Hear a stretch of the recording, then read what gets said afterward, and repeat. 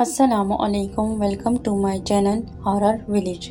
تمام videos updates کے لیے ہارر ولیج کو سبسکرائب کر کے بیل نوٹیفیکیشن کو آن کر دیں۔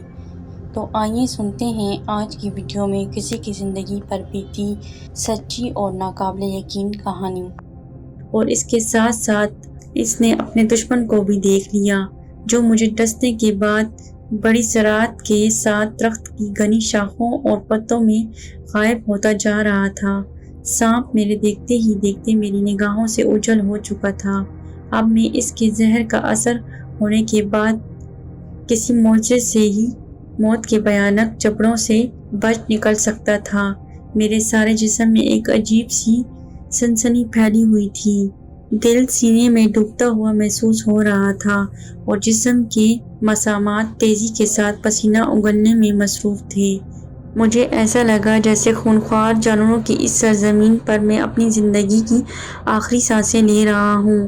موت کا ظالم ہاتھ مجھے اپنی شارک کی طرف بڑھتا ہوا محسوس ہو رہا تھا اور آس پاس کے تمام درخت مجھے ناچتے ہوئے نظر آ رہے تھے۔ میرا سر بڑی شدت سے چکرا رہا تھا اور کچھ ایسا لگ رہا تھا جیسے میری مضبوط قوت ارادی مجھے اس درخت پر اپنا توازن برقرار رکھنے میں کسی طرح کی مدد نہیں دے سکے گی۔ میں نے اپنے آپ کو سنبھالنے کی پوری کوشش کی اور درخت کو مضبوطی سے پکڑ لیا، لیکن جلد ہی میری ساری توانائی ختم ہونے لگی اور چند ہی لمحے بعد میں درخت سے زمین کی جانب گر رہا تھا۔ مجھے بس اتنا ہی یاد ہے کہ زمین پر گرتے ہوئے میرے حلق سے ایک تیز چیخ بلند ہوئی اور پھر اگلے ہی لمحے میرا ذہن تاریکیوں کی گہرائیوں میں ڈوب چکا تھا۔ بے ہوش ہونے سے پہلے مجھے اس بات کا پختہ یقین تھا کہ اب قیامت کے روز ہی میں ہوش میں آ سکوں گا، مگر میری حیرت کی کوئی انتہا نہ رہی جب آنکھیں کھلنے پر میں نے اپنے آپ کو ایک جھونپڑی میں پایا۔ زمین پر اگر اس وقت دن کا اجالا نہ ہوتا تو تاریکی کے باعث میں یقیناً یہ سمجھتا کہ میں قبر میں ہوں، لیکن تاریکیاں چھٹ چکی تھیں۔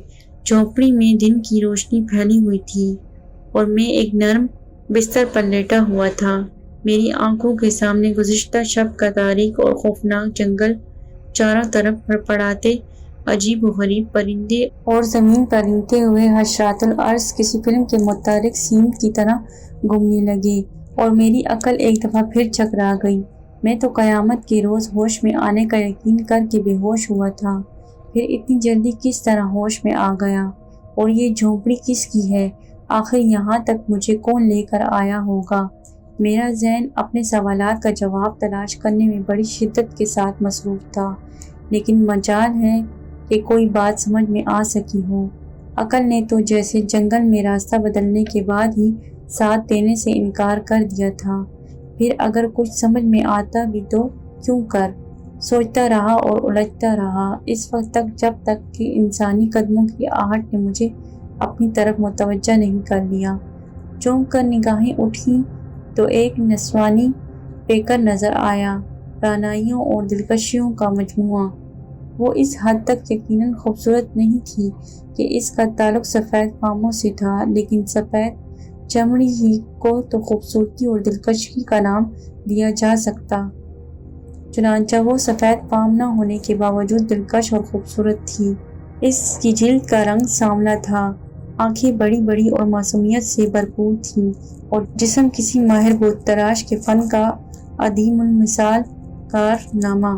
معلوم ہوتا تھا کہ اس کے سر کے بال لمبے گھنے اور سیاہ تھے، کمر پتلی لمبی لچکدار اور جنسی کشش کی حامل تھی، اور اس کے جسم پر برائے نام لباس نظر آتا تھا۔